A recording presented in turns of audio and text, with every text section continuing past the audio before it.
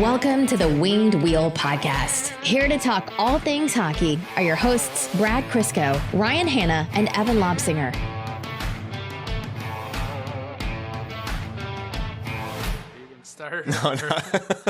No. When you're paying attention at the start, I actually always hold out to see how long I can make you wait. Painful.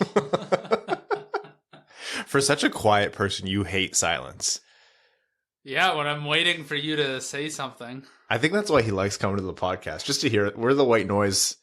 He gets so much done. He does his taxes. Most people just leave the TV on in the background, but you do you, man.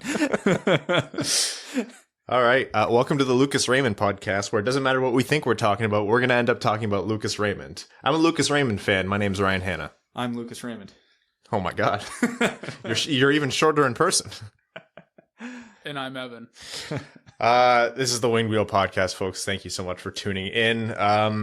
Today's episode is the Atlantic Division preview, which is one of our biggest preview episodes of the year, short of the actual Detroit Red Wings season preview episode, which is to come, and sometimes episodes, depending on how it shakes out. And I think this is the second or third time in a row now where Lucas Raymond has made us have the same conversation again in the best of ways. Like, this is just the best problem to have.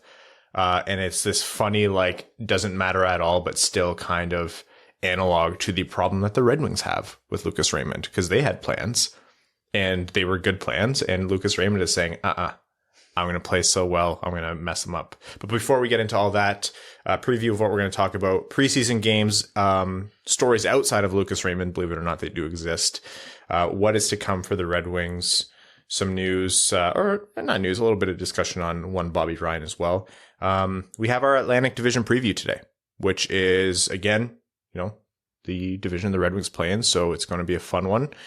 But before that, our annual, quarterly, whatever tradition of bringing our good friend Steve Dangle on podcast to... Hello? I fucked up.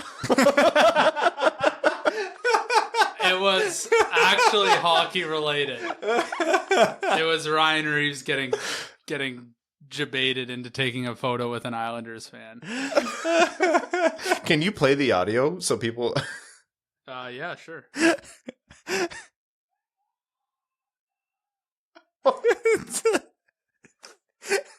Evan's reaction there is... Well, at least it was only that. I hope the mics actually picked that up well enough, because it was like I thought someone in my backyard was screaming. Anyhow, we our tradition of bringing Steve Dangle on the podcast to have him tell us in his own words how pitiful it is to watch the Toronto Maple Leafs, and also get his thoughts on the Atlantic Division. Is it fitting you just mention the name Steve Dangle and random screaming appears? I actually, for a split second, thought it was a well-coordinated bit from Evan. It did kind of sound like him. It actually did. Yeah, it's very... Steve has a very specific shriek. And that was pretty close. All that before we get into overtime and some other stories. Oh, boy. We're organizing this pod. Before we get into the meat of this episode, I first want to talk to you about something very important, which is the Jamie Daniels Foundation, an organization we're very, very proud to partner with. The more we talk about substance use disorder, the faster we can end the stigma and get support to those in need. The Jamie Daniels Foundation is a children's foundation initiative, and it was established in memory of Jamie Daniels and founded by Jamie's father and Red Wings lead announcer Ken Daniels and Jamie's mother Lisa Daniels Goldman. The foundation strives to end the stigma of substance use disorder and provide support to those struggling with the disease or who are in recovery. To learn more and offer your support, visit jamiedanielsfoundation.org.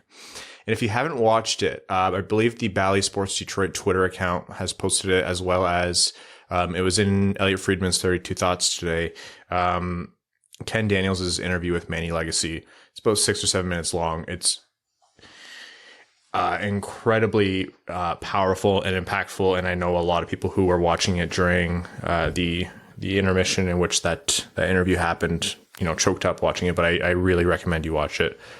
Take the time. So much admiration for Manny and Ken for having that interview, and that must have been very difficult for Manny to talk about, especially after everything that happened this summer in his life. Related, did you see Columbus is, they're having a whole night in honor of Kivlenek's retiring his number 80, raising to the rafters, which is really, really nice to see. Yeah, did see that. Okay. Speaking of preseason games, Lucas Raymond. Last episode, we talked a lot about, Lucas Raymond has shown really well. He's shown up in a big way. He's been one of Detroit's best players, if not their best player, and he's going to put Detroit in a really difficult situation because, we joke a lot about, Detroit, Blashill, they send the young guys down, but that was actually a reasonable path for Raymond coming into this preseason. Raymond then went and had a game against Chicago the next day, the day after we recorded, and there's no question about it. It's the preseason, Veron is hurt, Bertuzzi hasn't played, Larkin's just coming back. Lucas Raymond, as of right now, is the best player in the winged wheel with how he's playing. He is Detroit's best player this entire preseason. He went out and scored an absolute rip of a goal. He beat the reigning Vezina winner in a way where Mickey Redmond said no goalie in the NHL is saving that. A gorgeous one-touch slap pass to Bobby Ryan in front of the net to convert. Multiple other impactful plays where you're watching and you're like, this kid's special. Well, this is where we're going to truly find out if Jeff Blashill is a man of his word, because he set unrealistically high expectations for Lucas Raymond to make the team, which, whatever or not you think of what those expectations are, that's fine. At least Jeff had them very firmly laid out. And he's like, okay, yeah, if you want to make this team, you have to make 10 great plays a game. Lucas Raymond has done that. I think he did it through 2 periods. Yeah, legitimately he did. Because the argument too was in the first 2 games, yeah, he was dominant and one of the, if not the Wings' best players, but it was against 2 pretty watered down preseason rosters. Chicago had their team out there for that 3rd game, and Raymond was the best player in that game. A game that had Kirby Dach, Jonathan Toews, Seth Jones, Dylan Larkin, Robbie Fabry. I can keep going and going and going and going. Lucas Raymond was the best player on that ice. He made a ton of things happen in a variety of different ways. We're now at the point Lucas Raymond has to play his way off of this team. Yep. Because everything Blashill and his wife laid out in terms of what Lucas Raymond needs to do to make this team, he has done. And he has done more than that. He has been great in all 3 zones. He has been absolutely dynamic in the offensive zone, which is the one element the Red Wings have been missing for a while, especially on the playmaking end of things. The power play with Lucas Raymond on it's damn near unstoppable, which feels unbelievably weird to say. 4 power play goals Against Chicago. Yeah. You used to have to wait 6 months for that. Back in my day. Yeah.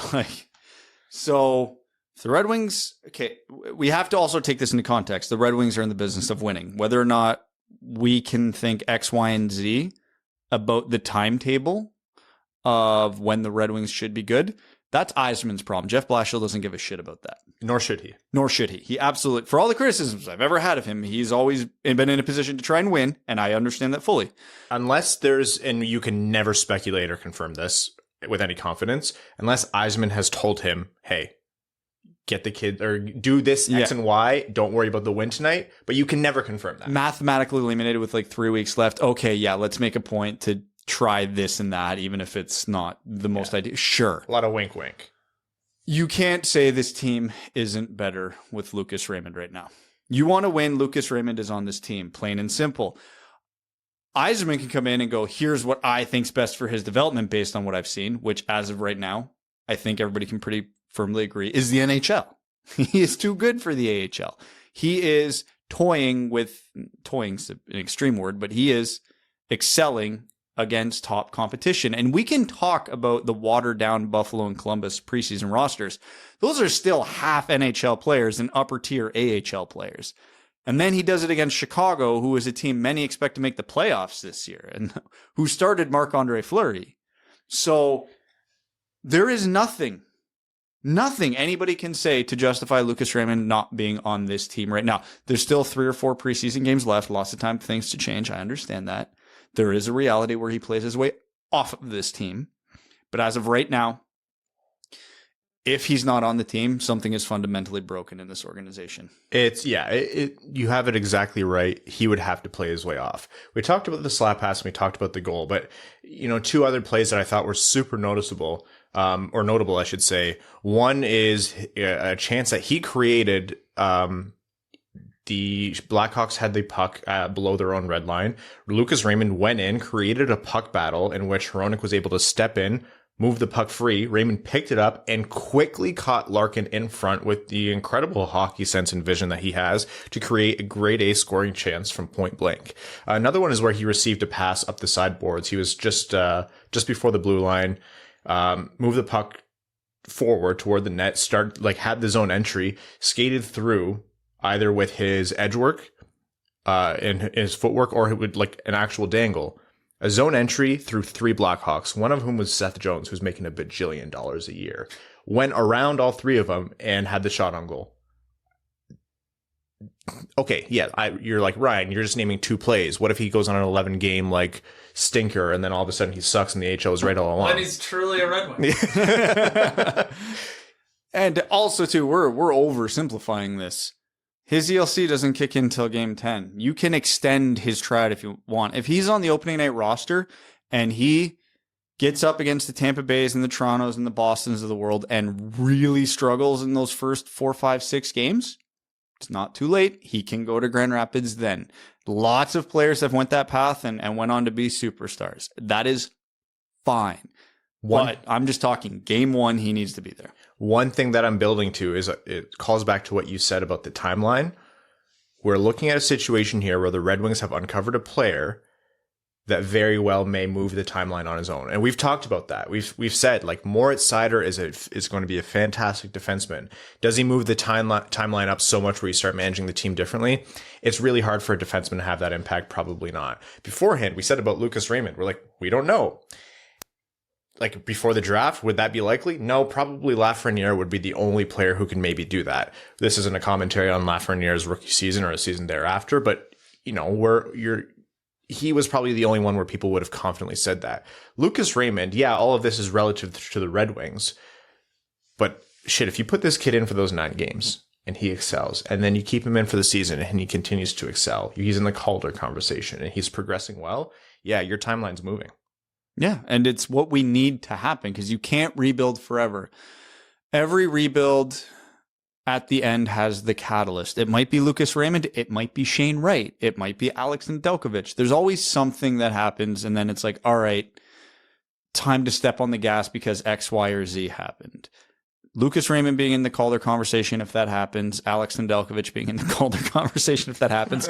Mo Seider being in the Calder conversation if that happens is all possibles. And if all 3 of those guys play well, like that's your number 1 defenseman, your number 1 forward, and your number 1 goalie. That's different. That's wins. That's wins on the board. It is. And you could say, well, yeah, power play's heavy. Well, the Red Wings were in a bunch of close games last year with basically no production on the power play. If they scored 15 more power play goals last year, how many more points do they have in the standings? It's probably more than you would think. Yeah. So little things like that do matter. And, you know, if Lucas Raymond pumping out 60 points this year loses a Shane Wright, that's fine because Lucas Raymond's a star. If he puts up 60 points in his rookie season, is he going to be as good as Shane Wright? Probably not. But there's no guarantee in the lottery you get Shane Wright. And if you're getting a guaranteed superstar in Lucas Raymond, that is a fantastic outcome. And, you know, you can sit here and say, it's 3 preseason games, and everybody's saying that. We fully understand it. We agree with it. Like I mentioned, he can very well still play his way off this team. But this isn't out of left field. This is not something that was completely unexpected for Lucas Raymond. Going into his draft, before we knew he was a Red Wing, he was our guy. He was the guy we were pounding the table for at number 4, hoping he would get there, and he did. For all the embarrassing Moritz Seider clips, we thankfully have enough Lucas Raymond ones so we don't look like complete doofuses, only partial doofuses. We've been on record as saying multiple times going into that draft, Lucas Raymond at number 4 is closer to Lafreniere than he is to whoever they pick at number 5. Like that was, to me, the very obvious top 4 in that draft, and Raymond was in it. Him and Stützle were on equal footing. Byfield was the unicorn. Who knows what he'll be? But this isn't out of nowhere. So the fact that a guy taken 4th overall because he's a very high offense, 200-foot complete player comes into NHL preseason and shows that he's a high-level offensive complete two-way player should not surprise anybody. We can be happy and excited. This wasn't, did I think he'd do it to this degree through 3 games? No, obviously not, especially after the 12 minutes a game he was playing in Sweden last year. But it's also not completely unexpected. All right, Evan, you've had your time to compile your Atlantic Division notes. We've done enough stalling for you. Your thoughts on Lucas Raymond's performance so far? It's been impressive, and I'd say, it's somewhat surprising because the Red Wings really haven't had a prospect come in to the preseason or into training camp that has really shocked fans, and it's almost like a new feeling. So it's kind of hard to digest almost. Yeah, when was the last time actually a prospect came? But he didn't have the dominant preseason. He had 3 points in 5 games, which, again, going into his rookie year, fantastic. But he wasn't dominating. Lucas Raymond is the best Red Wing right now. Larkin wasn't. If I remember correctly, Athanasiou had a better preseason than Larkin going into their rookie years. So Pavel Datsyuk, maybe? Yeah, but that's back when we were winning cups. Yeah. I don't know. I can't really think of anyone else. Yeah, Nyquist had that run when he was recalled, but that was in November. Even when Nyquist and Tatar, in their heyday, they were also mid-20s at the time too. Nobody was saying, we were saying, Red Wings fans were saying, oh, thank goodness, a natural heir apparent to the Datsyuk Zetterberg. But even the most delusional Red Wings fans knew you weren't going to replace someone who every playoffs transformed into the best player on the planet, and someone who's probably been at multiple times in their career objectively the best player on the planet in Zetterberg and Datsyuk respectively. What really sends us home to me is to how special this is, and we're going to get onto some other Red Wings here in a second. The comparable, and I can't do comparables without stating I loathe the concept of NHL comparables because they're inherently flawed and you sound stupid no matter what. But for the sake of the discussion, the comparable that came up the most with Lucas Raymond, pre-draft, post-draft, even now, Mitch Marner. We were chatting with Max and Prashant, and I believe it was Prashant that actually mentioned Huberdeau might actually be a better comparable. Pettersson's name was also thrown out there. Yeah. And to me, I have no problem talking about those guys stylistically, but I get very anxious when we bring up those names because I'm like, those are 100-point players. Those are trophy-winning players. Those are game-breaking players we're talking about at times, depending on when Mitch Marner is playing, regular season or postseason. And I'm not putting Lucas Raymond as a definite into that tier yet, but it doesn't sound insane to me anymore. You pick a guy at 4th overall, it shouldn't be insane. No, but it's big. I've been hurt before energy. Yeah. That's what Red Wings fans have. Well, hold on. We're just completing the progression of things here because Jonathan Huberdeau was a 3rd overall pick. Elias Pettersson was a 5th overall pick. There we go. We're just splitting the difference. So he's somewhere between Huberdeau and Pettersson. You heard it here first, folks. That definitely will age like wine and not milk. It better. Anyhow, Lucas Raymond is playing again in 27 minutes at the time of this recording. So probably by the time you're listening to this, he's done other notable stuff where you're like, why aren't they even talking about that? He's literally scoring and impressing faster than we can record about it. Yeah. I have never been so close in my life to messaging you guys about an emergency podcast for a preseason hockey game. I would have not showed up. Or he goes to the Dash 4 tonight, and this is the worst conversation we've ever had on the podcast. Lucas, please. Let's just... He's listening right now going, I'll show them. For what it's worth, the lineup that the Red Wings are trotting out, the top line is still there, but the rest of it's very... AHL audition-y. Yes, that's exactly what it is. Other notable points in that game / games, Moritz Seider, first NHL goal from the point. Nice blast. On a power play.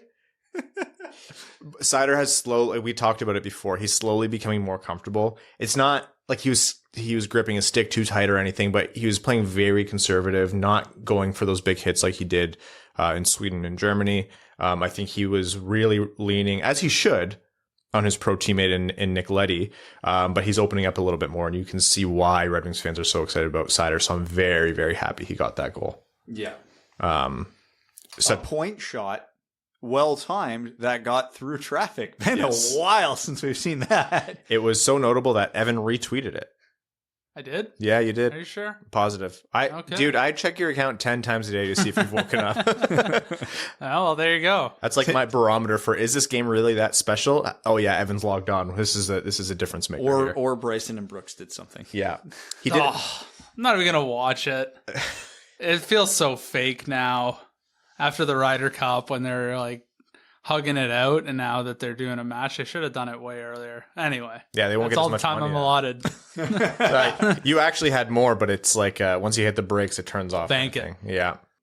In other notable news, I think the conversation for the most part has been, who is Raymond going to bump off this roster? Is this going to come at the expense of Bobby Ryan getting a contract? And Blashill today said, when asked, these guys can both make the team. It doesn't have to be one or the other. And if they both play well, they both deserve to make it. Yeah, that's absolutely a possibility. Bobby Ryan has played well. I think we're seeing the same Bobby Ryan that we saw for the first third to half-ish before injuries took over last season. I'd like to see Bobby Ryan on this team.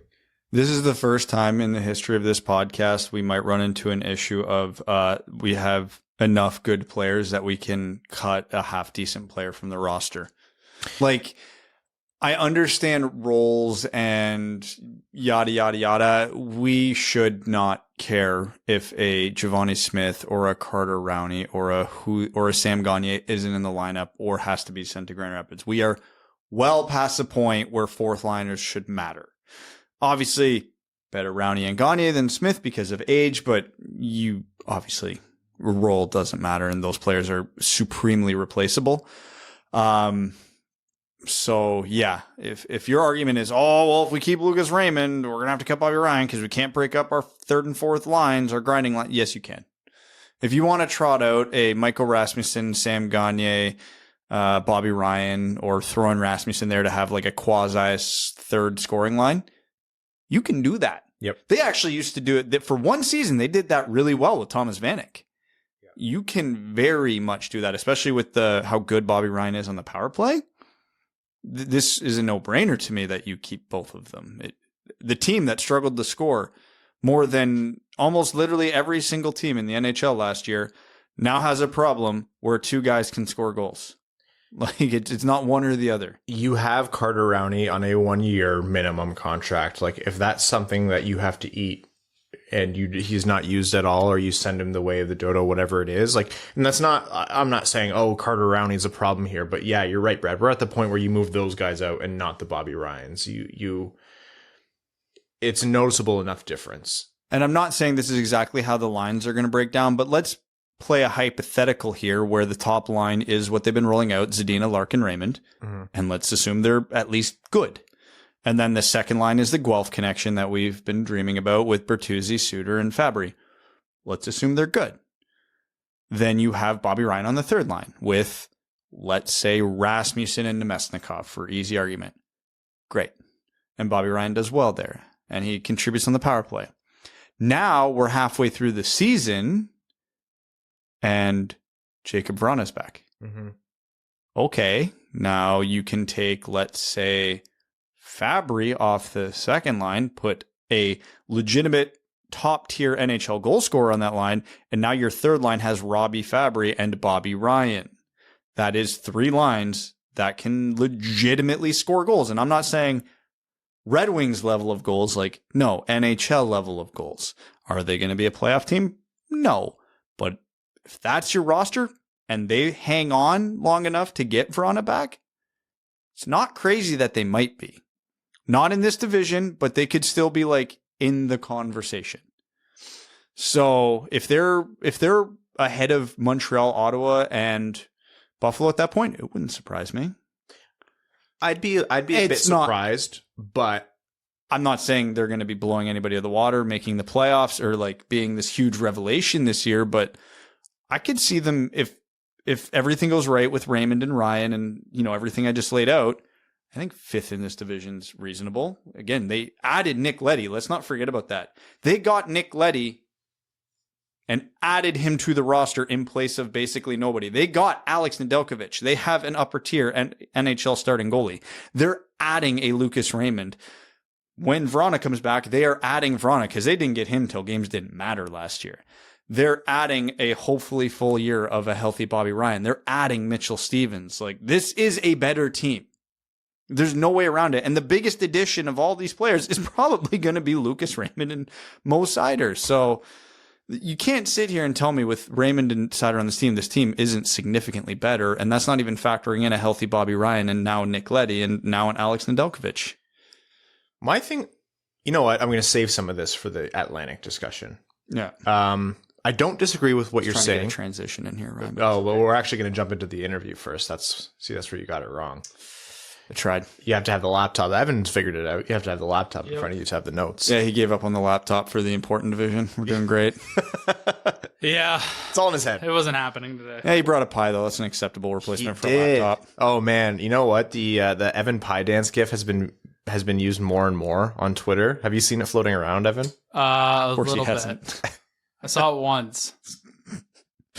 We're overdue for a reprisal of that. Anyhow, we're going to jump into our conversation with good friend of the podcast, Leo's dad, Sportsnet guy, SDPN guy, friend of Adam and Jesse, Steve Dangle. You've probably heard him yell before, and that's just through your open windows and not even on the internet. But he also does that on the internet. Always a good conversation with Steve. It's nice to torture him a little bit about the Leafs. And he's, to his credit, always said really nice things about the Red Wings. So without further ado, enjoy that conversation with Steve Dangle. We were delayed starting this interview because we got talking about how Toronto sports caused Steve Dangle misery. So that's a really good transition into welcoming back Steve Dangle of Sportsnet, the Steve Dangle podcast, SDPN, and overall the practice of shaving years off your life due to being upset about sports. How are you doing, Steve? I even my baseball teams are eliminated because of epic collapses against Boston. I just the Washington. Listen, I don't hope for a zombie apocalypse, but if there is one, I hope it hits Washington and Boston first. Just for that game. We all know Boston, and there is a very reasonable chance the zombie apocalypse just does happen to start in Boston. How far in would we know? You know, that's my favorite part about all those zombie movies is it takes them a minute to be like, oh, these are zombies. Yeah, it's anyway, you guys like the Leafs or oh no, this is the wrong show. Do you even like the Leafs? That's the first question. I don't know. Sometimes. I was genuinely for those of you who haven't listened, I'd be shocked if you haven't listened to Steve Dangle, but obviously you'll find him on Sportsnet. You'll find him on the Steve Dangle podcast with Adam and Jesse. Great listen if you do. Steve, I actually thought last year's playoff run was the end of it all. I thought there's no way he's coming back. He has to be walking away from this. People keep tweeting me clips from the Game 7 video, and I'm like, giving her, and I'm just screaming. And what is particularly amazing about last year's Game 7 video is it was 25 minutes of no jump cuts. I screamed for 25 minutes. I couldn't believe it. Guys, I couldn't believe it. Like, I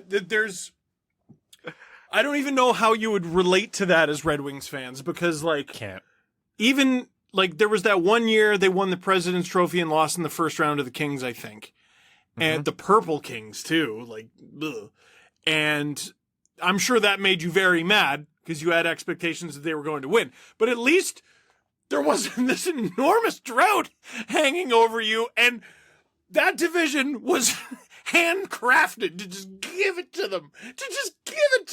To, as a Rogers employee, to set up Matthews versus McDavid. But I guess we can't have anything. Like, oh. Do you know how many amazing playoff series the Leafs have ruined?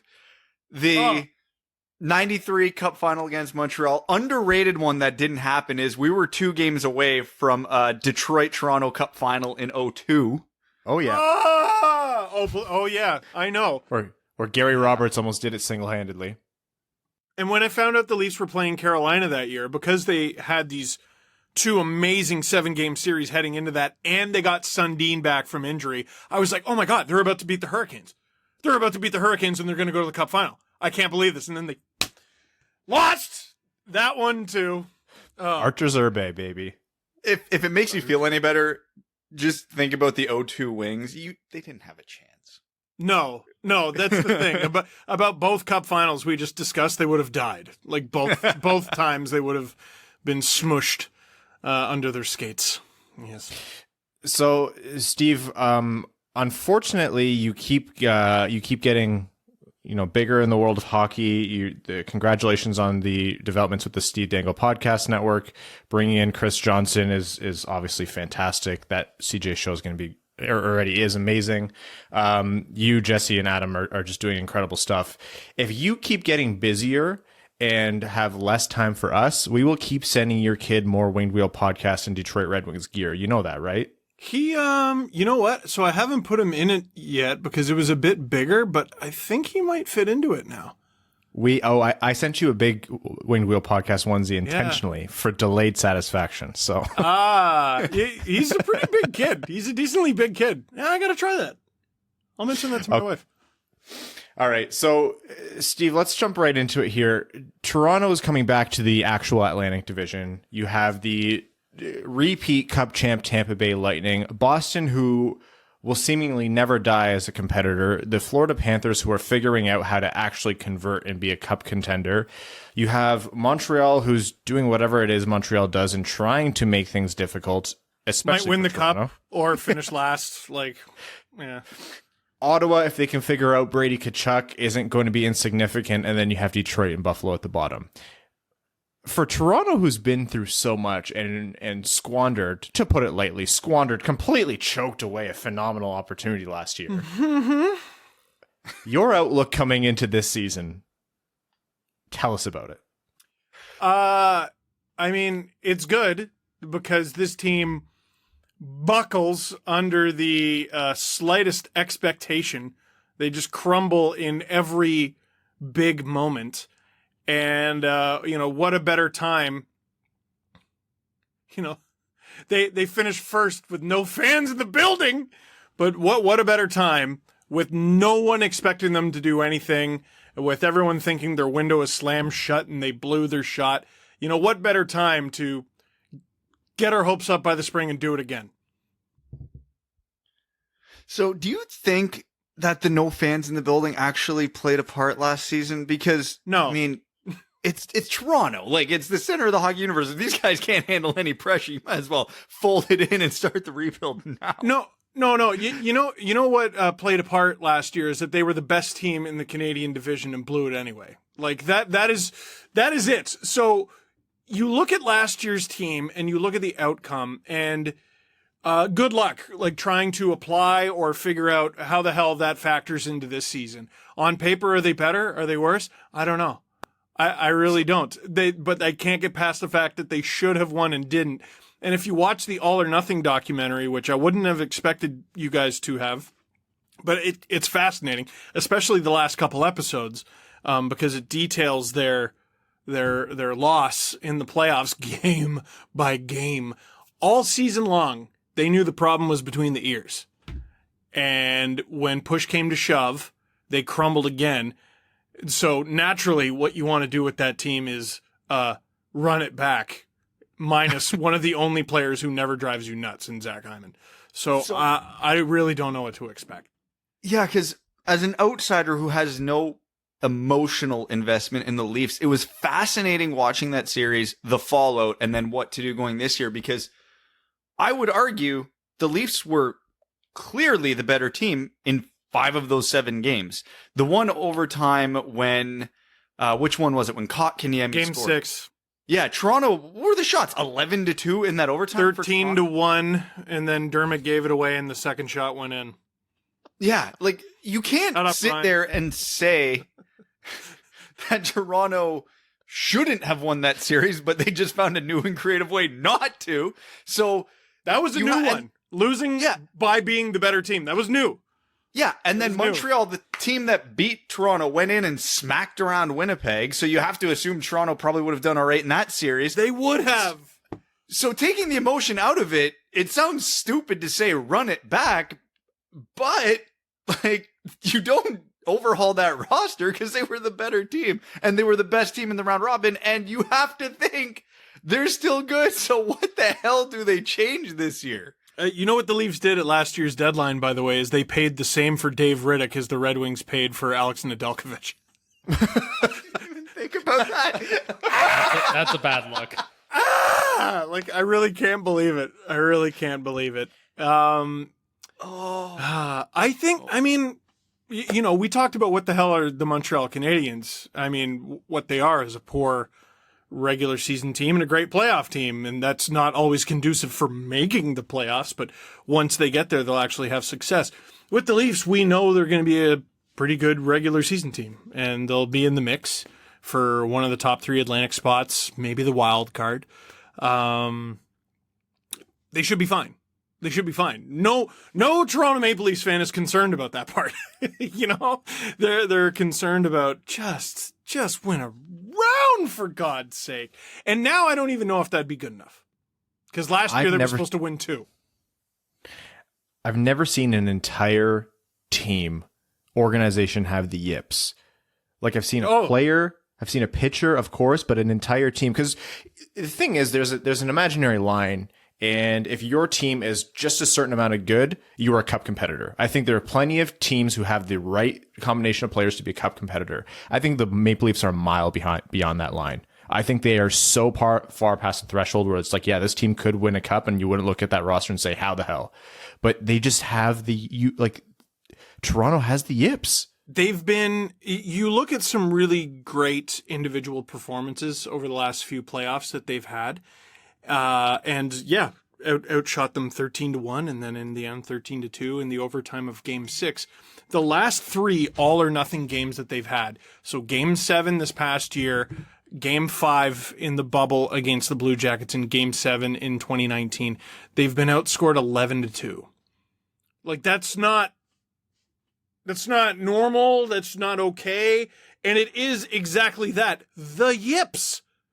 It's when I saw that Ted Lasso episode, I was like, oh my God, that's what they have. They're all Danny Rojas right now. Like I don't know what to do with them. And it should have been a sign that, with Ottawa giving them such fits throughout the season, even though Ottawa was not a good team, that they might have trouble. That, by the way, is the team that the Detroit Red Wings need to strive to be this season, is last year's Ottawa Senators, except they'll have consistent goaltending. I think this might be the year, guys, that I've been telling you about, where Detroit catches the league a little bit surprised. Well, we've been talking about it. It might not be crazy. Yeah. They've cleared out a good amount of the rot, and depending on how injuries and stuff shakes out, like we might see a team with Lucas Raymond and Mo Seider on it. Mo Seider's already made it, but Lucas Raymond's making noise. Joe Veleno's poised to make it. So yeah. Yzerman's gotten rid of the bad, at least. Like the anchors are gone. Yep. And you gotta. I don't know how you lucked into Nedeljkovic, who is still eligible for the Calder, even though he was nominated for it. Goddamn right he is. I love it. I absolutely. Well, he's gonna get nominated again, but he'll lose it to Michael Bunting, who is also apparently a rookie still. I don't understand. Feel like Michael Bunting's 28, and even if you tell me his actual age, you're not going to convince me otherwise. That's what... Well, so the story I always tell is he gave my cousin a concussion when they were like 15, and I saw that stat, and I'm like, isn't my cousin 30? Like, how old is he? I had to text my cousin, how old are you? I was surprised. Okay, we're going to get into asking you for your predictions for the Atlantic, but first I have one more Leaf-specific question. We talked about the yips. The players are good enough. Yeah, people have questions about defense. Yeah, people have questions about goalie, but there's something has to change with the Leafs, or something needs to be done different.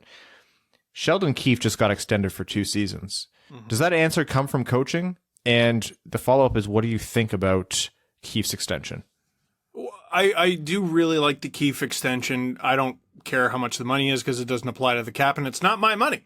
But watching the All or Nothing documentary, you really understand that Keefe was not just not the problem, but he might have been the brightest light on the team. He really saw the forest for the trees, and he understood what they did well through losses and what they did poorly through wins. He was magnificent, and has been. And what's amazing, Babcock got fired what feels like 15 years ago, and this is Sheldon Keefe's first full training camp and preseason and first 82 game season. It's unfathomable. the passage of time does not make sense because of the pandemic, but like it actually feels like 15 years ago where we lost Babcock, where Babcock left the Red Wings and joined Toronto, and he's since been blows my mind. It melts me. Yeah. So with all that being said, Steve, give me your rankings. What are you thinking in the Atlantic this year? Oh boy. So I don't think there will be a dominant team. The easy answer there is Tampa, but back-to-back finals takes a toll on your body. And I don't think it can be understated that they lost their entire third line, which that's kind of tough, right? That's kind of tough. They lost the whole thing. So I could see them dropping first place, but I'm going to put them in first, and it's going to be a tight first though. The Florida Derby, I think, is going to be fantastic. Panthers probably second. Depends how much Bob plays and if he's any good. I think Spencer Knight's going to be pretty good. And then who do we have? The Leafs should perform better than the Bruins. In theory, yep. In the regular season, they should. They really, really should. Will they? I don't know. And then down in the wild card territory, I'd probably put Bruins fourth, Habs fifth even, which sounds disrespectful, but like, dude, they were garbage. They were garbage last season. They were actual trash. They finished with fewer points. No, it was fewer wins than the Flames or Flyers, who missed the playoffs. I think it was the Flames, because I remember them having games against Calgary in the last week of the season, and it was all about heavy playoff implication. Now, Montreal won those games, but they were that close to getting bounced by Calgary. Yeah, Cole Caulfield with those like 2 overtime winners that he had or whatever. He saved their season, and he's the biggest X factor there for them, because boy, they could not score, but that kid's dynamite. I think Detroit probably overtakes Ottawa. Ottawa's off to a bad start. I think a lot of what made Ottawa look so good last year is the division stunk. And Detroit's going to get much better. I have a feeling Brady Tkachuk's going to hold out, and that's going to hurt them. I don't know if Matt Murray's going to figure it out. Who knows? Maybe Ottawa takes a step. But No. Steve, did you not hear Pierre? The rebuild's over. Oh, right. They can't finish 7th. The rebuild's over.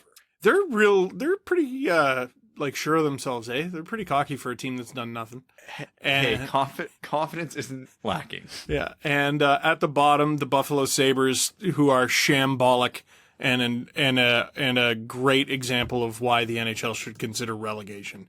That joke of a franchise, that piece of garbage. I really am so sick of them. I'm sick of them. And it's not even that they're bad. It's that they're bad at everything. They don't just lose games. They don't spell names right on jerseys. They have knockoff jerseys. The Jack Eichel situation makes absolutely no sense. It's Kevin Adams playing checkers against himself on a snakes and ladders board. There really is no plan there. They stink and I hate them. All right, Steve, one more thing before we let you go.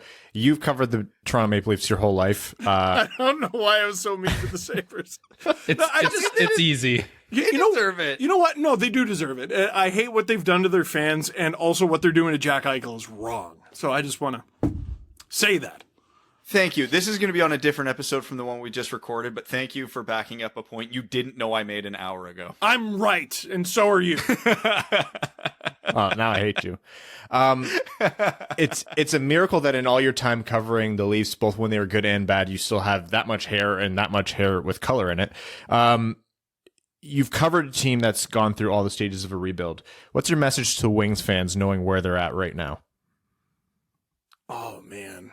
I mean, what I've been looking forward to, and what I think Red Wings fans have been looking forward to, is for Yzerman to stop making the Red Wings bad on purpose, which I think he's finally committed to doing. He went out and he got Alex Nedeljkovic, and I was like, what? That's a buy. That's interesting. What are you trying to be good or something? And I think the answer is yes, finally. When you got a goalie, you got a chance every single time. Like you said, they got rid of a lot of the bad. They brought in, are developing some really good young players. There's always going to be someone who surprises you. It's amazing what having a young roster like that does to a veteran's legs as well. You might see some really magical performances, though. The Vrana injury is just so unfair. It's so unfair.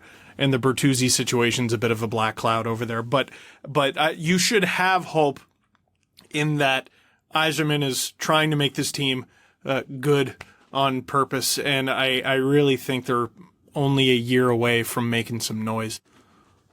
Good on purpose. All right, folks. Steve Dangle of Sportsnet, the Steve Dangle podcast, Leo's dad, the lesser half to Mrs. Dangle, all those nice things. Steve, until next time, thanks for coming on the show. I really thought after the Leafs were knocked out, how they were last season, that we were going to have a conversation with Steve as to how to integrate him into the show, because he was going to give up on the Leafs. Like, I thought it was over. Hey, good for him. Actually, no, not good for him. This is the abusive relationship that he can't get out of. I will remember him fondly one day. Yeah. He's I know he watched the Amazon Prime series, but man, if I was a Leafs fan, there's no way I could watch that. I would block that from every device I have in my house. I can't believe that series started out being recorded as follow the team that lives and plays in what is known as hockey's mecca, just an incredibly well-known franchise, the Cowboys of the NHL. They should be competing for the cup, and then it turned into Hard Knocks. Here, watch the Cleveland Browns. And I didn't say Detroit Lions. More and more is happening where we record on a Sunday after the Lions lose, and they're like, Ryan, you didn't even mention the Justin Tucker field goal. It's like, why do you think that is? Anyhow, the Atlantic Division. Where do we want to start here? The basement, Buffalo, next. Buffalo is, we said a lot about Columbus and how they're going to have a tough year. Buffalo, I think it was by Dom's model. Buffalo somehow projects worse than Arizona. Arizona has infinity picks, and because they sold everybody who was not stapled to the bench outside of Phil Kessel, and they're still somehow more projectable than the Sabres. Jeff Skinner, who was relegated to the third and fourth line for probably far too long, is going to find himself as a first, second line player, even though people might not, or the team might not like him as a player anymore, but there's just no one else. Casey Middlestat and Dylan Cousins are going to be running those first two lines. I don't know if I can name another forward on the Sabres that we haven't already mentioned. Tage Thompson is probably Victor Olofsson. That's what you're getting into. Olofsson, yeah, I forgot about him. He's not bad. Well, Zemgus. Yeah, Gergensons, Vinny Hinostroza, Kyle Okposo. Hinostroza's there now. Yeah. Oh, and I forgot the ghost of Kyle Okposo was there. So, the Sabres are going through, again, another rebuild. And we don't know what they're going to get back in exchange for the Jack Eichel thing either. Whatever that is. Probably not a roster player for this year. No, and you know what? That's smart of them. They want to have as good of odds for Shane Wright as they can possibly manage. Because that team, they're near on the citizens of Buffalo burning down the building. And I wouldn't blame them for doing so. I think the only saving grace for the Sabres right now is that the Bills are good. Those are the only two professional sports teams in Buffalo, and they play at the same time, and that is the Sabres' only saving grace. Okay, I'm going to talk about who I think are going to be the bottom four teams. I'm on pins and needles for this one. Well, okay, it's very obvious we're talking about the Sabres, the Red Wings, the Senators, and the Habs here. I'm going to be completely frank, and I know I've been the lowest of the three of us on the Red Wings every year since we've started doing these previews. and I probably will be again. I have Sabres 8th, Red Wings 7th, Senators 6th, Canadiens 5th. Here's my justification. You're a traitor and a evil commie. I got it. Yeah, I mean, that shouldn't be new. All of this is predicated upon the Senators not messing up with Brady Tkachuk and actually getting him on the ice. Well, he's already not starting the season. They've said that. And Colin White is now out long term. And that would be the movement there where I can see the Red Wings moving. It's a third of their top 6. Anyhow, here's why I think the Red Wings are going to finish 6th. Matt Murray is their goalie. Relevant to the Red Wings specifically, and that's who I'll start with. For all the reasons Brad listed out prior to the interview, the Red Wings have gotten better. Some mitigating factors that I think will work against them standings-wise, maybe not necessarily, like, think of the game we watched against Chicago. Believe it or not, they lost that game. Like, we just gushed and glowed and practically, stripped because of how happy we are about that game. Preseason wins and losses don't matter. They still lost. Don't harsh my buzz. They still lost. Hey, remember Austin Matthews' debut? 4 goals? Yeah, Toronto lost that game. And Toronto fans still excited about that. Yeah, nobody remembers it. So we're talking about Lucas Raymond. Get off it. I think we might see a lot of that this season, where the Red Wings put up good performances, but like you said, Brad, the division around them is still really good. Montreal, who's probably on the outside looking in for the playoffs, is still going to be a tough team to play if they're playing anyone not the Red Wings, because that's kryptonite. That's what, 8 to 10 free points for the Red Wings this year? It's going to be a much tougher division than what they played in last year with the makeshift Central. Yes, the Red Wings got a goalie who projects better and who has more of a long-term future in Alex Nedeljkovic, but let's not forget, Jonathan Bernier had played out of his mind for 3 years or 2 years or whatever for the Red Wings. So the standard of goaltending that we might be getting with Alex Nedeljkovic, it could still be really, really good, and not even as good as what Jonathan Bernier gave us, because he overperformed. Or maybe we're underrating him, and that's actually how good he is. We've seen a little flash of that in New Jersey already. You said an injury-free so-and-so. We're a couple weeks in. We still haven't seen Bertuzzi on the ice, and Verana's already out for 4 months. Who knows what else is going to happen? And yet we still have a passable top 6.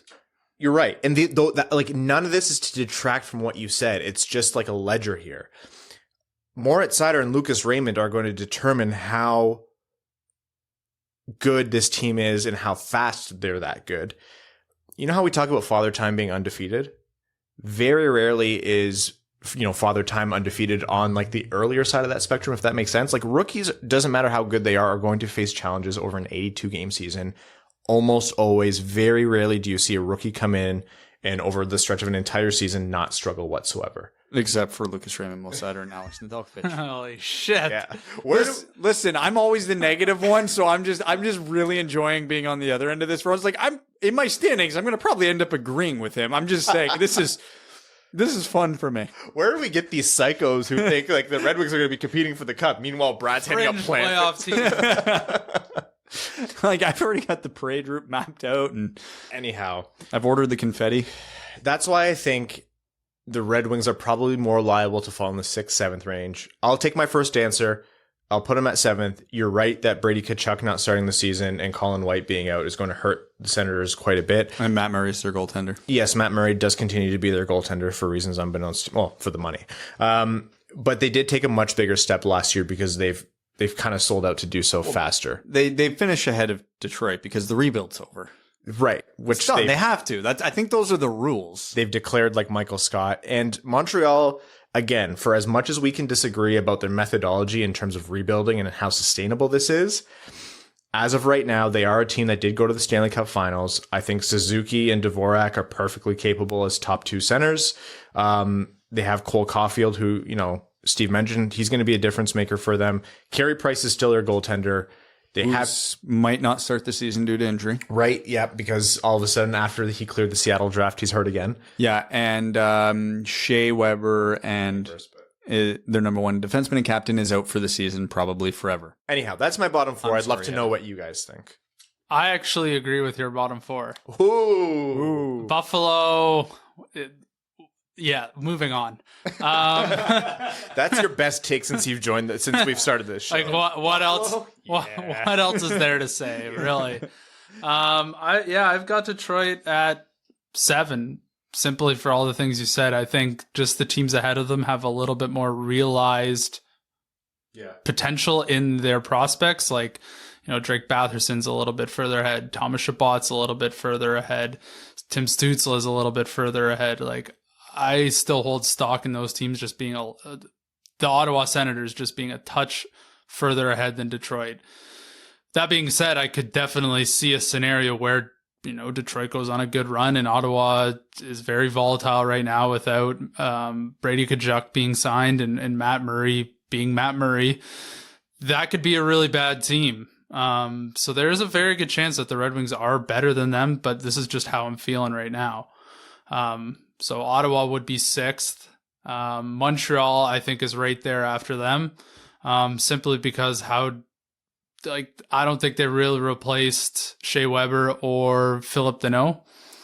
Nick Suzuki will obviously be playing a bigger role this year. Christian Dvorak makes them better than Kotkaniemi does right now. But, Carey Price is out. Is Jake Allen still their backup? Yes. Okay. So, is he ready to step into a majority role? He's done it before. This is the Montreal Canadiens. So I think this is a division where you have the haves and the have-nots.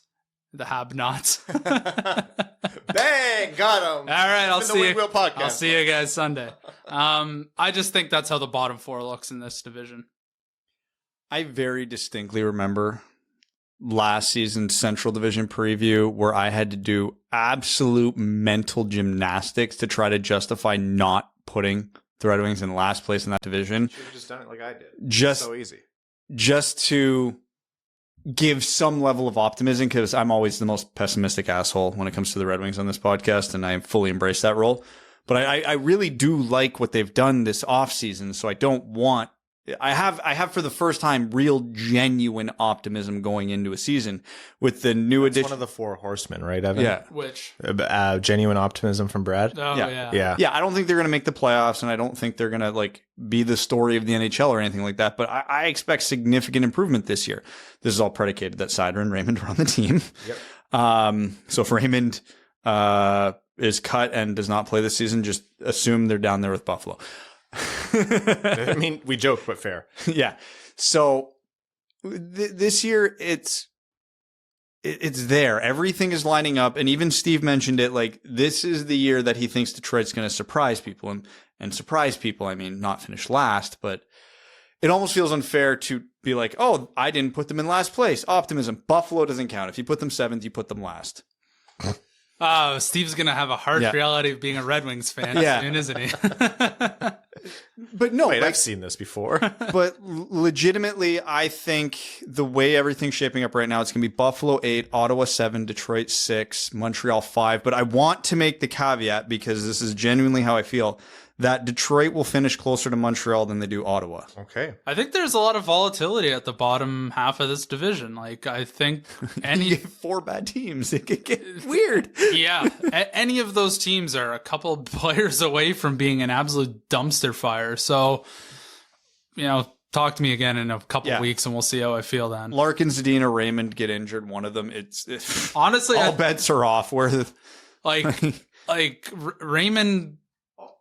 losing Larkin, I think, would hurt Raymond the most, because I think they work so well together, and he's going to be the sort of turns the wheel and stirs the drink on that line. That would be devastating if Larkin goes down, because there's going to be huge ripple effects for everyone in the lineup. Yeah, if Larkin gets hurt, send Raymond down the next day. I totally would agree.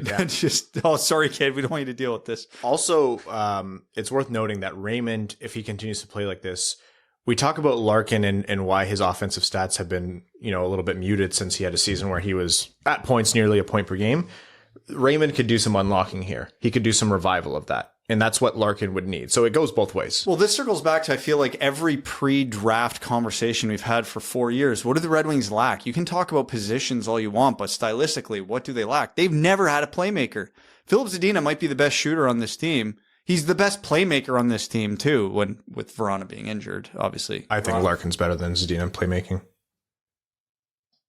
close enough. Right? Let's talk at the end of the year. Yeah, it's close enough that that's a sad reality because I don't think Larkin's a particularly gifted playmaker either. Like he's good at it, but are you saying he's not like star level playmaker, like one of the league's best? I think he's pretty far above average.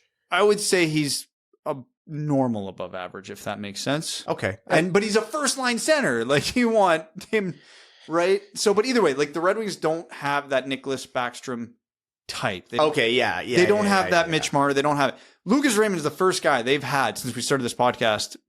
Since Datsuk retired and Zetterberg retired, I'll say, where they have a gifted playmaker. So yeah, Larkin and Zdina's jobs should be receive puck from someone, put it in net. Raymond can be the guy who fills that role, which those two guys have never had. They've had to be the playmaker for each other. So it does create this entirely new dynamic in the top six that they haven't had. And I've gushed all this optimism and haven't even mentioned, we also got Pius Suter. Right? So a huge upgrade on the second line center, no matter how much of a below average second line center he is relative to the rest of the NHL. Yeah.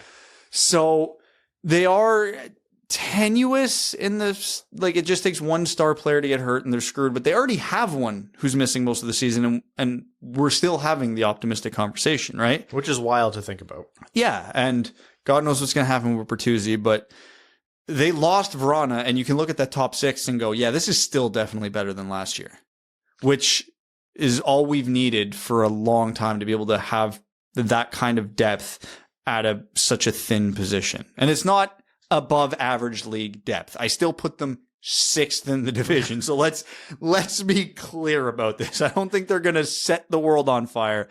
My expectation is I do think they are a much better team than they were last year. I think about the people who call us like aggressively biased a lot, and here we are checking ourselves because Brad placed the Red Wings sixth. Starting almost fifth. I'm gonna flip. Let's not get crazy. I'm gonna flip to the top of the division here and how I think it's gonna go. The Tampa Bay Lightning are repeat Stanley Cup champions. They've annoyingly ruined the meme of "we know this isn't what you wanted to." The tweet after they got knocked out in swept in the first round. Oh my God, their retort to Carolina. Did you see that? No. Oh, it was good. So when I saw this the night Twitter and Instagram and Facebook were down, the Carolina Hurricanes posted a picture of them celebrating after scoring a goal against Nashville, and the Nashville player was like laying down. And it just had Facebook and Instagram over the Nashville player and Twitter written over the Carolina player. And then Tampa did the same thing, but with the Carolina team. And then Carolina copy and pasted that one tweet and quote tweeted that. And then Tampa replied to it. That was 2 cups ago. Like, that is such a money reply. That's the moment that social media manager has been waiting for forever. Yeah. Tampa lost quite a bit and still looking at a first line of Braden Point, Nikita Kucherov, Andre Plot. Like that team I think is going to be competing for the division, and I think they will make me look dumb for placing them second because I think Florida, if all goes well for them, and I think this hinges on a few things. One of Bobrovsky or Spencer Knight figuring it out this season. 2, Sam Bennett continuing to work out for them. And 3, Anton Lundell being as impressive as we know Anton Lundell can be. This is a cup competitive team. I think if they stay healthy and they continue to have it figured out under Joel Quenneville, that they're going to win the division. So I have Panthers, Lightning. Leafs Bruins is funny because do you bet on the Leafs? They're coming back into a harder division than what they were playing in. And, you can say what you want about their roster. John Tavares is a year older. What are they doing on their wings? Et cetera, et cetera. I still have them above Boston. I have Leafs 3rd, Boston 4th. David Krejci leaving, I think, is a pretty under-discussed hit against the Bruins. I can't believe I'm back to betting against the Boston Bruins, but here I am putting them in a wild card spot. So that's my order. And here I thought I was going to be edgy putting Florida first, you piece of shit. No. I mean, you shouldn't have to justify Florida first. Depth in net, depth at defense, depth at forward with elite talent. The conversation for so long was Alexander Barkov's the most underrated player in the league that it's kind of almost gone the other way now because everybody says that. But it's ironic because now that label should be put on Jonathan Huberdeau, because I don't think anybody truly realizes what a superstar Jonathan Huberdeau is. Like, he's been playing at damn near 100-point pace for a few seasons now. Yes, he's very like, he is a legit upper top 10 player in the world. If not top 10, very much in the conversation. And they didn't have Ekblad for a chunk of last season. Mackenzie Weegar has turned into it. Like, he got Norris votes last year. Like, many. He was in the top 10 finalists. There are no holes on that team. And like you said, they don't need Bobrovsky and Spencer Knight to be great. They just need one of them to figure it out. And even if that flip-flops. And there's a reality both of them do. Yeah. Like, if Bobrovsky gets back to himself and Spencer Knight progresses even more as a goalie, like, they're sitting on the best tandem in the league. You can argue about how much that tandem costs, but it doesn't matter if they're both performing, right? So, yeah, no, I'm big on the Panthers bandwagon. And that doesn't even include they added Sam Reinhart. Right. So, and then I forgot about Sam Reinhart. Florida, and they brought back Duclair, yes? Yeah, I believe so. Yeah, like what is to not like about that team? The only difference in my top four is I'm going to put Toronto too. Oh, okay. Wow, that's edgy. They're going to be pissed. Let's be honest, they're a good regular season team, and they have been for a while, so there's no reason to think they won't be good in the regular season again. They're just as talented as they were last year. They're just more pissed off now. They're more motivated now. I'm not saying that's going to translate come playoff time, but over an 82 game season, that does go a long way because they're going to be hungry the full season. Tampa's great. And I think all three of these teams finish well over 100 points. They're just going to beat the shit out of Montreal, Detroit, Ottawa, and Buffalo all year and just accumulate the points. But they did lose their entire third line. One of their most effective lines in the playoffs. Gone. Every one of them. McDonough's another year older. A couple of their other key players are older. So, they're going to be great. They're going to keep it interesting. There's probably going to be less than 5 points separating 1 through 3 in this division, honestly. But yeah, they're banged up. They're beat up. They haven't had the rest the other teams have. That is the downside of coming off back-to-back cups is it takes a hell of a toll. So I think they're going to be good. I just think they're going to be a little more complacent than Florida and Toronto. And then, Boston, we predict their demise every year. It never happens, but God knows what's happening with Rask right now. They don't have Char anymore. They don't have Krejci anymore. There's a lot of questions around that team. Taylor Hall helps. They get a full season of Taylor Hall, which they didn't have last year, so that should help offset the loss of Krejci, even though he's a winger, but still talent-wise.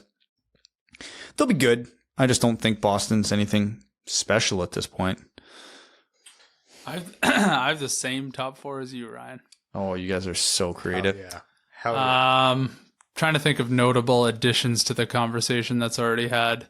The reason why I had Boston so low is because they don't have basically any of their goaltenders returning other than Jeremy Swayman, who has been significantly good in his short tenure, but now he's going into a full season. Yeah. How dare you besmirch the good name of Linus Ullmark? Who, kind of unironically. Yeah. Yeah. So I still like Boston's depth a lot, but when you start looking at the other three teams who are a part of the halves, I don't like them nearly as much as the other three. So that's why I had them there. Florida, was there any additions I wanted to make there? Really, the only question mark is if one of their goalies can just be average. I would be willing to bet a lot of money that they'll get that. So I have them as number one. Tampa, just sort of the banged up, long playoff runs, losing the entire third line. But I mean, in essence, their core still exists. So it's very difficult for me to vote against them. And then the Leafs, okay, do I like Jack Campbell and Peter Mrazek as my two goalies? Definitely not. But you wouldn't have liked Frederik Andersen and Jack Campbell either. Yeah, so we know if there's any people who know something about Peter Mrazek, it's us. And what they get out of him will be wildly hot and cold. And hopefully that when they realize he's cold, they put Jack Campbell in there and he can be okay.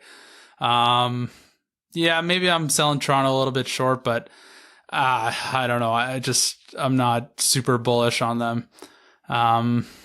That's it. Yeah. So we all agree on 1, 4, 5, and 8. I don't even know who I put a 4. That's boring. I forget what I said 10 seconds ago. Boston, man. For Boston. Yeah, Evan, our lists were identical. Panthers, Lightning, Leafs, Bruins, Canadiens, Senators, Red Wings, Sabres. Brad had Panthers, Leafs, Lightning, Bruins, Canadiens, Red Wings, Senators, Sabres. The only thing I know for sure is the gap between 4 and 5 will be like galactic. Okay, here's a question, legit question, and this is actually going to be funny to think about because you won't have the answer right away. What's going to be the bigger gap, 4 and 5 or 7 and 8? 7 and 8. I don't think 4 and 5 is going to be galactic. I think the Canadiens are going to be a thorn in the side. I think they're going to be enough in the conversation where whatever team is in 4th is going to be nervous until close to the end of the season. And I think Buffalo is Buffalo. Yeah, you're basically saying, will Detroit or an Ottawa be closely as poor as Buffalo? If we That's tough to stomach. If we awarded Buffalo 4 points per win, do they make the playoffs? No. Yeah. Yes. But not as convincingly as you'd hope. They'll be a wild card team. All right. That is our Atlantic Division preview. Thank you so much, Steve, for the assist on that / the Schadenfreude. I know every time I pronounce that word, I get a lot of comments from our European listeners saying, Ryan, you can't pronounce that. And to that, I say, shut up. How dare you speak to me? No, I'm kidding. I know I say it incredibly poorly. If I was smart, I'd learn how to say it. We're rambling, which means it's time for overtime. Overtime on this midweek episode of the Winged Wheel podcast is brought to you by our Patreon supporters. They're incredible people. They help support the show, allow us to do the things that we do, allow Evan to do all the research that he needs to do to give us hot takes such as Buffalo bad. No, in all seriousness, thank you all so much for all of your incredible support, even through the offseason. Winged Wheel I always get it wrong. Patreon.com/Winged Wheel podcast if you want to support the show and help me learn how to speak good. Revin Lobsaber says, so does Raymond break 50 points this year in the NHL? No, he finishes with 48. That's my prediction. If he plays 82 games, I'll say yeah. You think...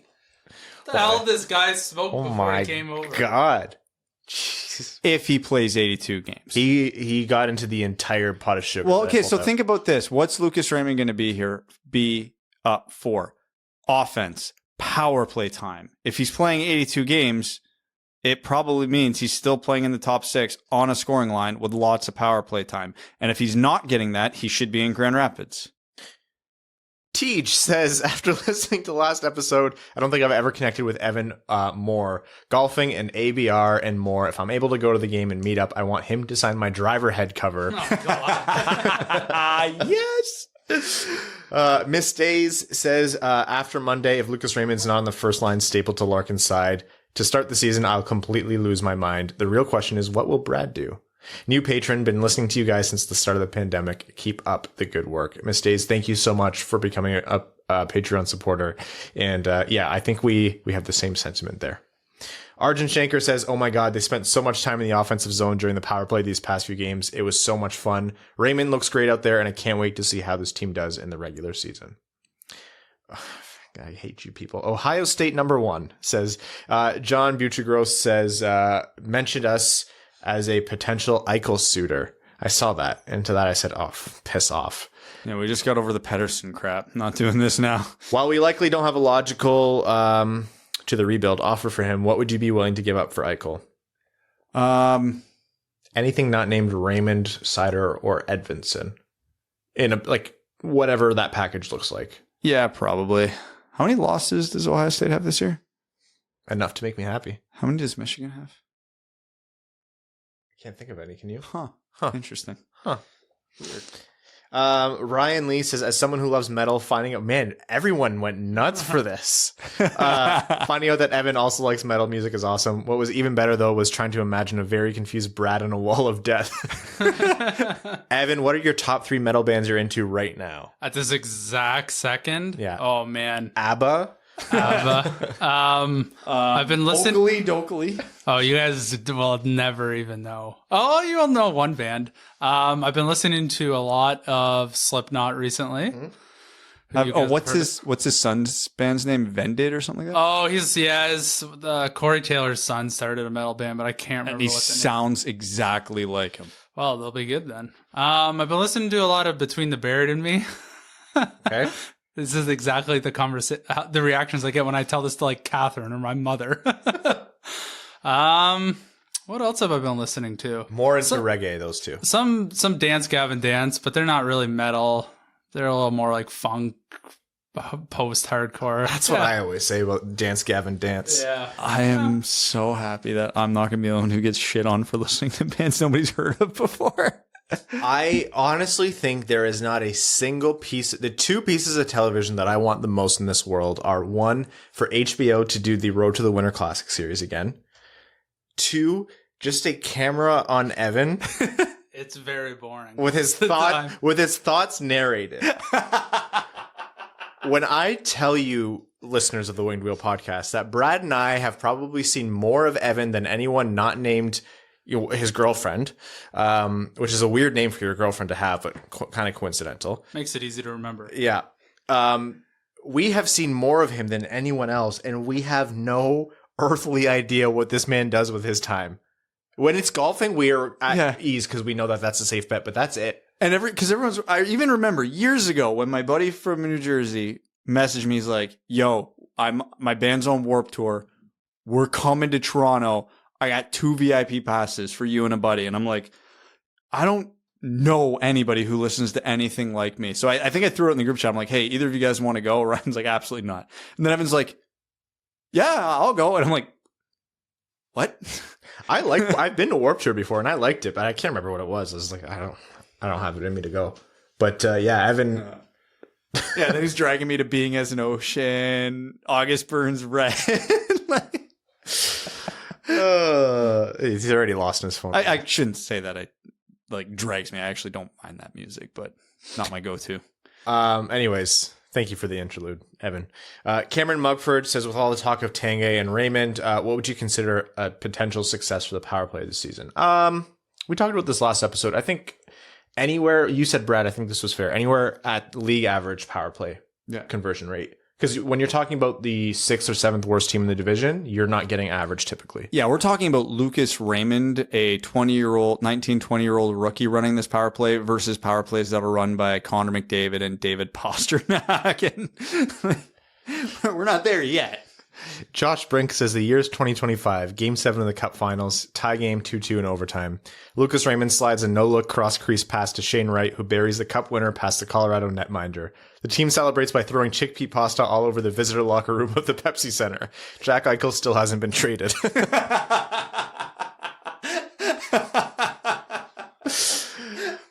Aaron Hudson says, power plays that don't make me want to rip my eyes out? Huh, well, this is going to take some getting used to. Babe Landeskog, who's a new patron. Babe Landeskog, thank you so much for your support and for that fantastic name. Says, hey guys, new patron here. Been listening for a few months and I finally joined the Dub Club. Listening as a Wings fan living in Chicago. Why the hell have we not been calling it that the whole time? I know. Dub Club is better. Significantly better. Listening as a Wings fan living in Chicago. Why do you people listen to us? We're not good at this. Who remembers playing backyard sports video games? Oh, yeah. I played the backyard baseball quite a bit. I asked because I started replaying recently and I wondered who you would put in to represent the Red Wings now. Up to 3 players, maybe a wild card. For me, it'd be Larkin, Seider, and Nedeljkovic. Wild card of Raymond or Zadina. Cheers from Chicago. Raymond, Seider, Nedeljkovic. We're going all call. I think that's fair. I think if you're going to go forward defense goalie, I think Larkin, Seider, and Nedeljkovic makes sense. Like, if you're just going for the best possible answer, it's Larkin, Leddy, Nedeljkovic. But that's less fun. Ruthless and Toothless says, cool hand Luke. This kid is something special. He needs stability. Either he stays up or stays down. None of this back and forth crap. Found Brad's burner. Brad's burner. Harry Perry says, thanks as always for the pod. Every time I listen, I get hyped for the Red Wings hockey, an inevitable draft lottery stream hosted live from Evan's hot tub. We still have to do that hot tub stream. It's just needs electricity and it's up and running. Hey, man. That hot tub stream will never happen because that implies Evan having to tell us where he lives. Twitch's entire business getting leaked today and seeing how much people make. We are absolutely doing that hot tub stream. Oh, yeah. Wait, what happened? Twitch, everything got leaked. Source code, comments on the source code, usernames, encrypted passwords, how much money how much money every creator makes. Like, everything about that company got leaked. Evan, they found out about your $2.75. Yeah. It's hilarious. All the streamers who always cry about how they don't make any money, and then you find out they're making like $250K a month. God. I wish I played video games as a kid more. Or had very large boobs. I can make that happen. Ridzy6 says, new patron here. The content is decent, but I really just signed up when I heard Evan was throwing a Patreon-only party in his hot tub. Thanks, man. Can't wait. No problem. Thank you guys for taking the time to talk about what happened to Jalen Smerrick. His brother Joe is one of my best friends, and when we were playing for Little Caesars, Jalen would come out and skate with us from time to time. He is 6 years younger, and he could hold his own. Great hockey player and a better person. I'm glad the hockey world has had a generally unified response, and I appreciate you guys sharing your piece. # Raymond for Calder. Ridzy, really appreciate you sharing that, and that means a lot for us to hear as well. And thank you so much for the support. Evan Feats Guy Lobsinger says, Evan's the only one who's ever mentioned a band that I've even heard of yet. Band that I've heard of, let alone heard before. In other words, if you remove Evan's obsession with golf and weird feet obsession, he's an okay guy. Thank you. Also, inaugural podcast episode for A Night In with Ryan Hanna, Squid Game. We could talk about Squid Game quite a bit. We were actually before the show. Yeah. I have some thoughts. Have you finished it yet, Brad? I haven't started it. Oh. Ugh. God. Well, good thing you weren't listening because we just spoiled the entire thing pre-episode. Good thing I was deep in the dark trenches of Instagram. Jonathan Melwich says, hey guys, apart from Seider, who's the potential breakout player this year for the Wings? We'll let the listeners guess that one. Everybody loves somebody. Everybody loves Alex Nedeljkovic. Everybody loves Alex Nedeljkovic. But like, actually, maybe. Yeah. David Fanto says, in what reality does Eichel play this postseason? And also, what difference do you think he makes to a New York Rangers? I don't think the Rangers are the favorites. I think he's going to California. I think the difference he would make to the Rangers is that they're definitely competing harder in that division and in the playoffs. I would call him likely for the postseason. At this point, probably tipping unlikely for the Olympics, which is going to be shit for Team USA. Well, Buffalo just opened up his medical records, the most important thing a trade partner would need to know, and they only waited, 6 months to do it? Yeah. That team deserves to fold. Oh, my God. Matt S. says, I don't care if we go 0-82 this year if all the losses are like the last one in Chicago. It was so fun to watch, I didn't even care about the end result. It was a refreshing difference to the last 3 years. I don't see a reason right now to send Raymond to Grand Rapids. If we can wish for one thing this season, it's that the power play looks as deadly as it did Monday. Side note, thank you for all you guys do. You kept me thoroughly entertained during my recently completed 17-state, 6,200-mile road trip. Keep up the good work as always, dub-dubs. That's incredible. That sounds like a blast. I'm extremely jealous. If you have pictures or an album or video or anything, please share it. And thanks for the support. Drake Moore says, what do the forward lines look like with Lucas Raymond and Bobby Ryan making the team, and who would be the extras? Raymond, Larkin, Zadina, Bertuzzi, Suter, Fabry, Ryan Nemesnikov, Ernie, Gagne, Stevens, Rasmussen. Extras are Smith and Rowney. Did you have Fabry in there? Yes. Second line. Okay. League maximum of $5 says, what was your most exciting year of hockey that you played? Mine was the year that we went to Junior B National Championship in Boston, beating the defending champs as the team from Florida, lost in the semis to the New Hampshire Monarchy. We were in the playdowns. We made it all the way to the finals against Stouffville, and we lost, I believe. The game where we lost the championship was a game where we got into a brawl with both the players and the fans from Stouffville in the tunnel. It was Something special. Yeah. I'll say this season because it's the highest level hockey I've ever played. But in terms, God knows my shoulder will stay in place all season though. So I'll go 1 year in minor hockey. I can't remember how old I was. For reference, Kitchener, for my age group growing up, we were painfully mediocre. Mm-hmm. Like we were always floating somewhere between 3rd and 6th any given year. The 1 year though, we just went on a tear. Don't know what happened. Won the championship and went all the way to anybody outside of Ontario won't know what this is, but we went all the way to the OHF gold medal game. Like we were crazy good that year. It just all went unbelievably. So we were second best team out of like 5,000 teams, or I don't know how many teams are in Ontario. It was crazy. What is the next comment here? Sam W says, other than the popular comparisons to Marner, who does Lucas Raymond remind you of, past or present, Red Wing or otherwise? Mostly Gretzky and Lemieux, kind of hybrid. Raymond, I don't know. He's kind of his own guy. There's not a lot of players that jump out to me when because comparables suck. Yeah, they really do. Because he's a little guy, but he's got a hell of a shot. He's not an elite north-south skater, but he's so quick. Unreal hands, unreal playmaking. Like there's somebody. Oh my god. I think I might have it. Paul Correa. No, that's fun. Yeah, he kind of could beat you any way he wanted, and he wasn't very big, but he wasn't like his top speed was probably better than Raymond's is, but then again, Paul Correa is a Hall of Famer. I'm not saying Lucas Raymond's gonna be a Hall of Famer, so yeah, Paul Correa should have one thing on him. Lars, the prophet of the towering behemoth, says, "Hello, Swedophiles." From the depths of the Scandinavian motherland's forests, I have this question for you. If you had to bring back one of these Swedish defensemen and insert them in their peak into today's Red Wings second pairing, who would it be and why? Your choices are Anders Eriksson, Andreas Lilia, and Jonathan Eriksson. Anders Eriksson, obviously. Yes, but isn't it funny to think about Jonathan Eriksson in like the 11 odd games where he played to his actual physical talent? Was that him or was that his partner? Could have been. Why? Who was his partner? Mike Franklin says, this might be his own segment, but any insight on what the Wings tweaked / overhauled on the power play? We're going to talk about that on the Red Wings season preview. But you're right that a lot has changed. James has said, James says, I've not seen much of the preseason schedule being based in the UK. Who has surprised you the most so far? I love to hear what you think. Who are going to be the top 5 point scorers for the Wings?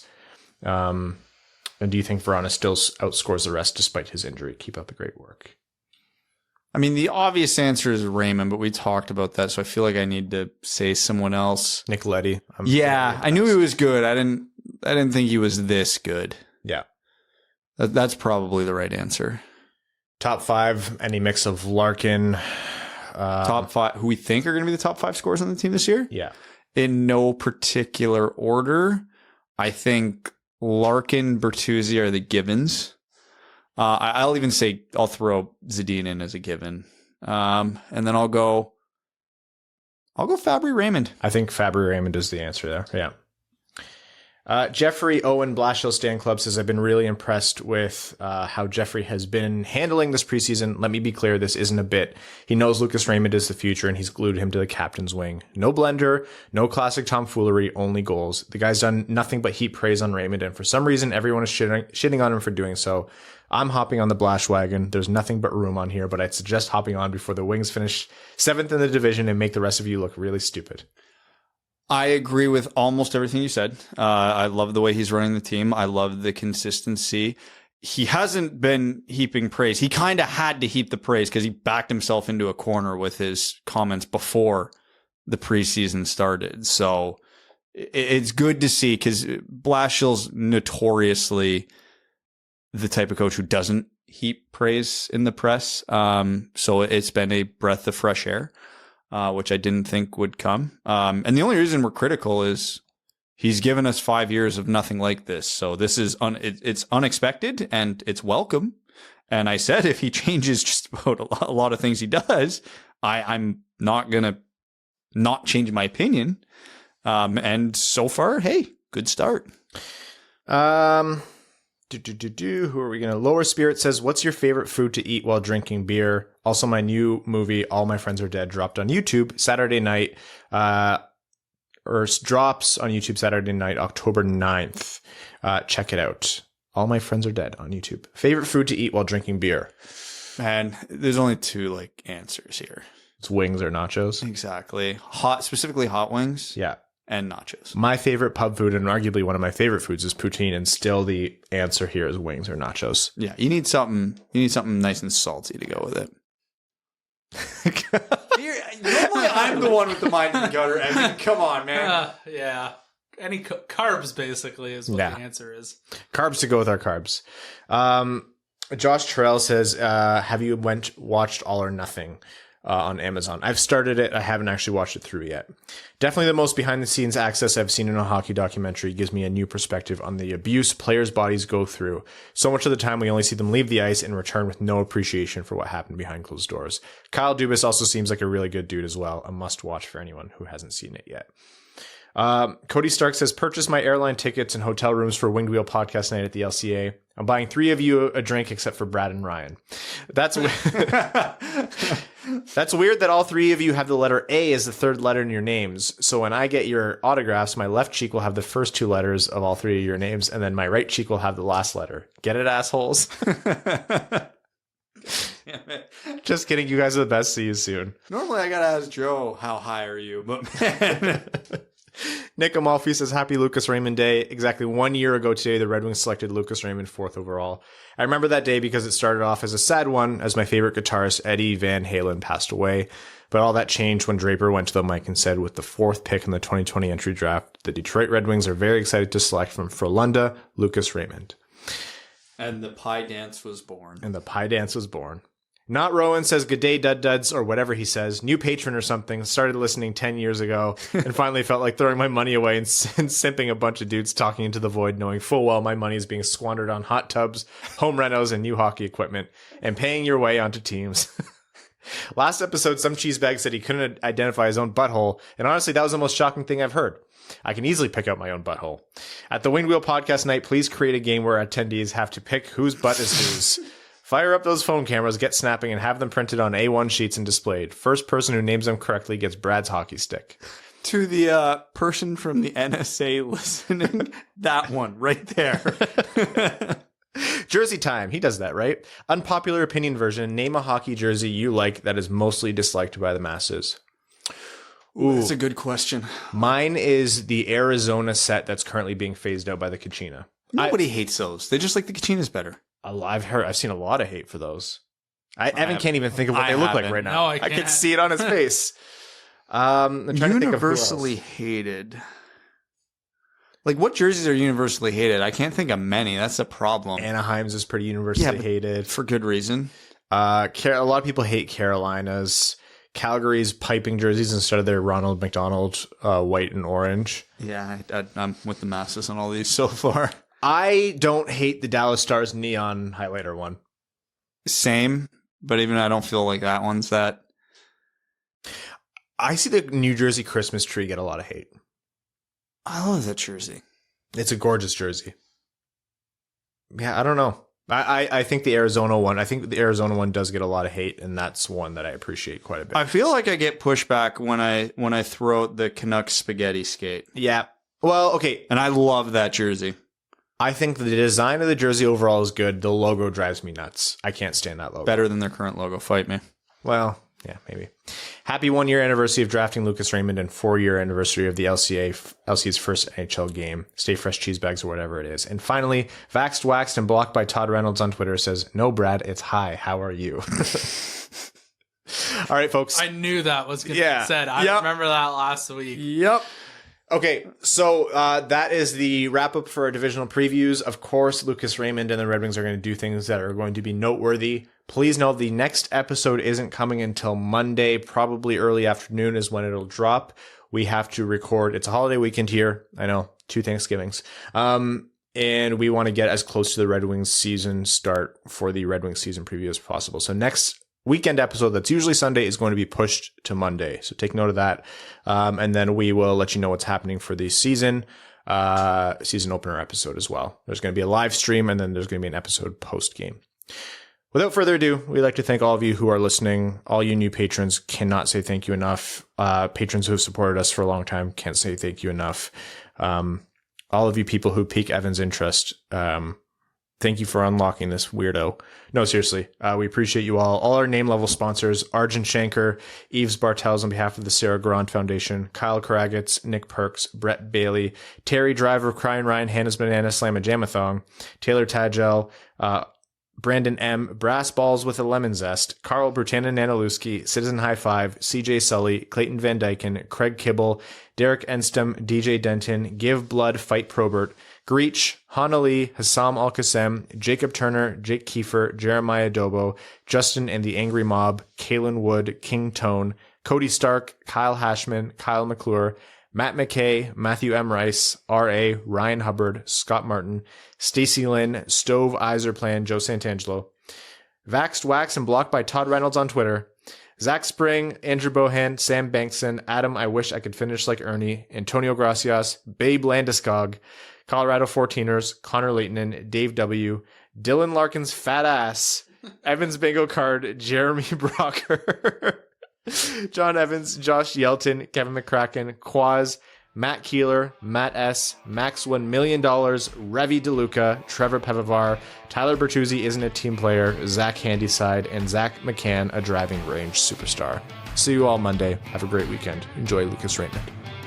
Thanks for tuning in to the Winged Wheel Podcast. Be sure to check out wingedwheelpodcast.com, where you can subscribe to the show on iTunes, Spotify, or wherever you get your podcasts. You'll also find links to other ways to support the show, such as Patreon, official podcast apparel, and more. And don't forget to follow the show on Twitter at Winged Wheel Pod. And of course, the hosts at Brad Crisco, at Ryan Hanna WWP, and at Hockey Town Evan.